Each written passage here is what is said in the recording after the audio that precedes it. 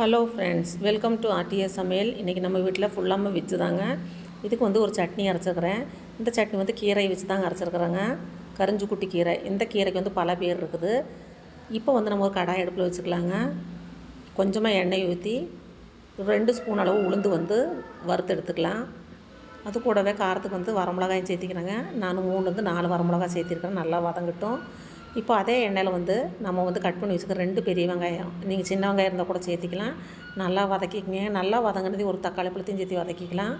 தக்காளி வெங்காயம் நல்லா வதங்கட்டும். நம்ம கட் பண்ணி வச்சுக்கிற கீரை வந்து நம்ம வந்து இது கூட சேர்த்திக்கலாங்க.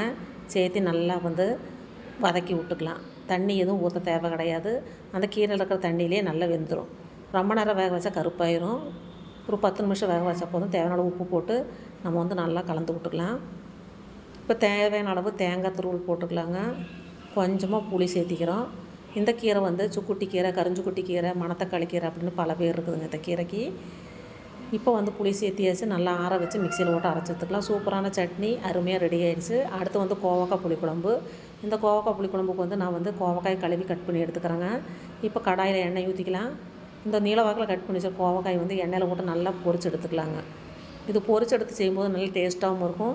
இதோட வழுவழுப்பு தன்மையும் போயிடும். இப்போ நல்லா வதக்கியாச்சு. எடுத்துட்டு அதே எண்ணெயில் வந்து கொஞ்சம் கடுகு, 1/4 ஸ்பூன் வெந்தயம் சேர்த்து நல்லா வதக்கிக்கலாம். ஒரு பெரிய வெங்காயம் நீளவாக்கில் கட் பண்ணது, கருவேப்பிலையும் சேர்த்து நல்லா வதக்கிட்டு ஒரு தக்காளி பழத்தையும் போட்டு நல்லா வதக்கிக்கலாங்க. இப்போது வதக்கி எடுத்து வச்சுக்க கோவக்காயும் சேர்த்திக்கலாங்க. இதில் சேர்த்துட்டு கொஞ்சமாக உப்பு, 2 ஸ்பூன் அளவு குழம்பு மிளகாய் தூள், இது சாம்பாருக்கெல்லாம் போடக்கூடிய பொடி, நம்ம வீட்டிலே தயார் பண்ணுறது.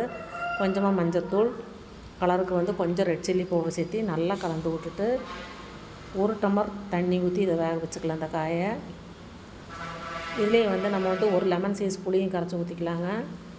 நல்லா கொதிக்க விட்ருங்க. இதை கொதிக்கிட்டு அதுக்குள்ளே வந்து 2 கைப்பிடியில் தேங்காய் துருவல் அரைச்சி இதோட சேர்த்து நல்லா கலந்து விட்டுலாம்.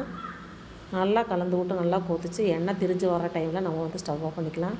சூப்பரான கோவக்காய் குழம்பு என்னோடய ஸ்டைலில் அருமையாக ரெடி ஆகிடுச்சு. ரொம்ப அருமையாக இருக்குதுங்க.